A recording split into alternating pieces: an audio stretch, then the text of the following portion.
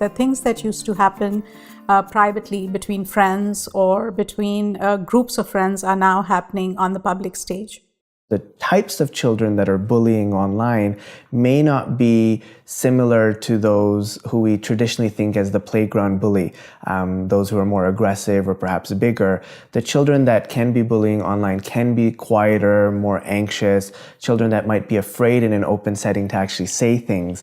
The other thing regarding the comparison with the schoolyard bully is that it's at least subject to much greater observation. I mean, the teachers out there or the kids are out there on this one-on-one quiet in your own room kind of thing. That's not observed by anyone else.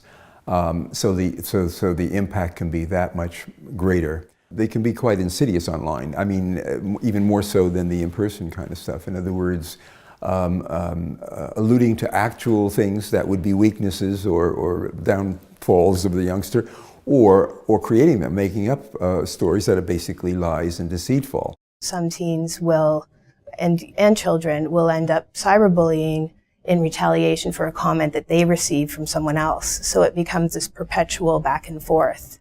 It can happen with youth that aren't necessarily connected to school. There are opportunities at times for school to be supportive of addressing cyberbullying, but if it's not happening within that context, it's left to the parent and child to figure out how to address this. A child's identity development really comes from the cues that we're getting from other people.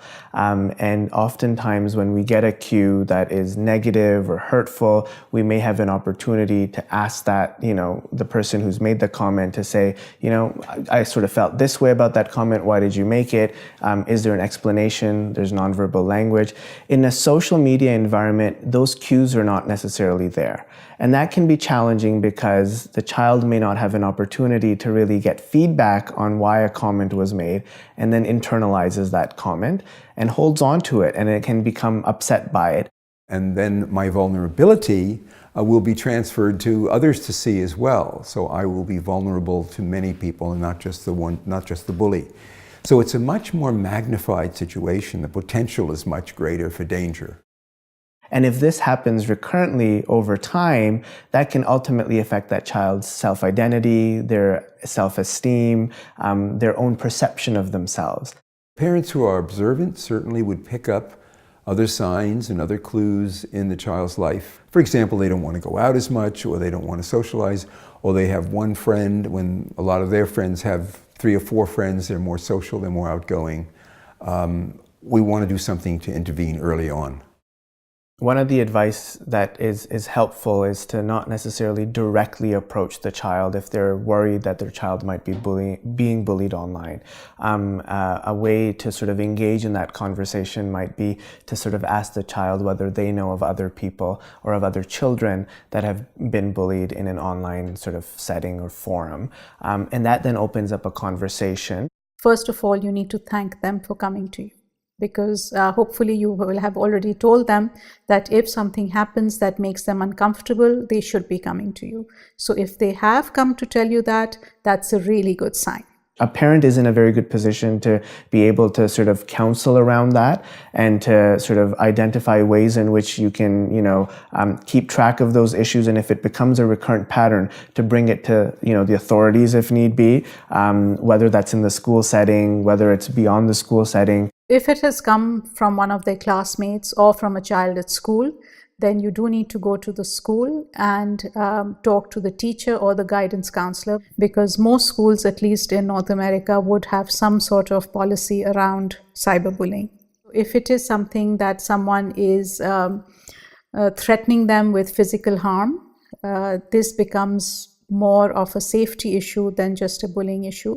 You need to take that to the local law enforcement. It's a crime now to cyberbully. So parents should, number one, if it's a crime, they turn to the law enforcement and report.